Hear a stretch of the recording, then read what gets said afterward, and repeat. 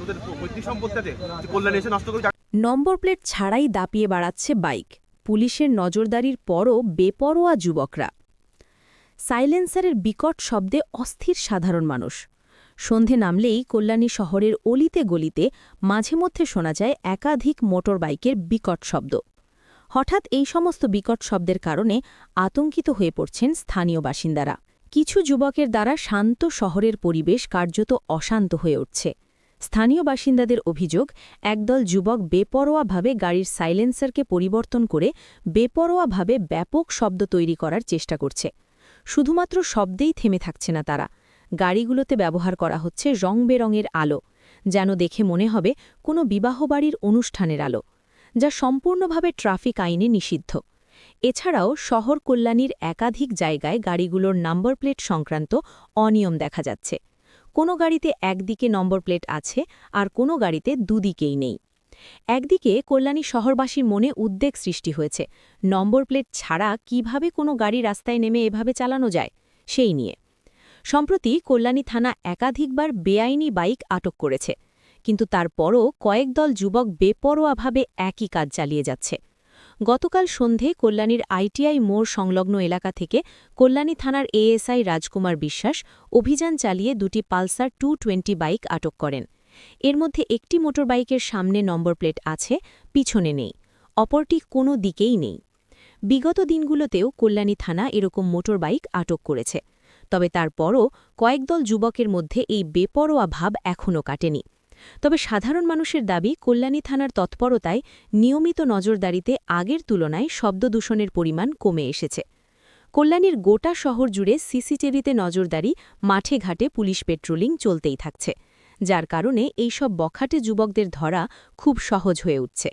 স্থানীয় বাসিন্দারা কি বলছেন এই বিষয়ে আসুন দেখে নেওয়া যাক। এখানে বসেছিলাম, জাস্ট আসলাম, তখনই দেখলাম 2 থেকে 3টে গাড়ি ঢুকলো এখানে। সাইলেন্সার ছিল না মনে হয় প্রথমত, আর সাইলেন্সার না থাকার ফলে প্রচন্ড বাজে আওয়াজ হচ্ছিল। তাতে মানে এখানে যে লোকজন ছিল তারাও খুব মানে অকওয়ার্ড ফিল করছিল।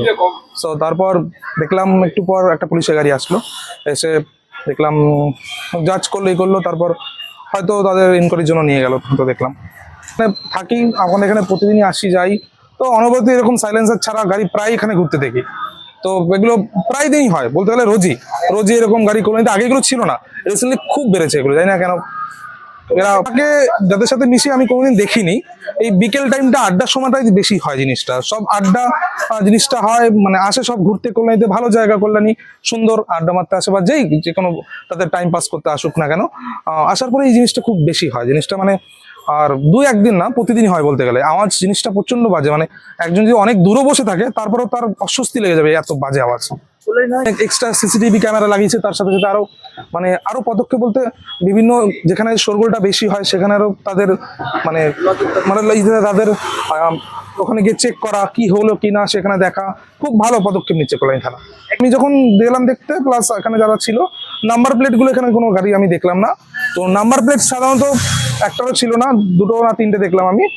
তো এগুলো তো অবশ্যই ইলিগাল, আর এগুলো সুন্দর একটা পদক্ষেপ নিয়েছে। আগে জিনিসটা ছিল না, এখন খুব বেশি যেহেতু হয়েছে জিনিসটা, প্রচুর পরিমাণে এই সমস্ত অঘটন থেকে শুরু করে যত রকম বাজে জিনিস থেকে শুরু করে হচ্ছে কল্যাণীতে, দারুণ একটা পদক্ষেপ। মানে এখানে কল্যাণীর খুব তাতে কি বলবো, মানুষের অনেক সুবিধা হয়েছে।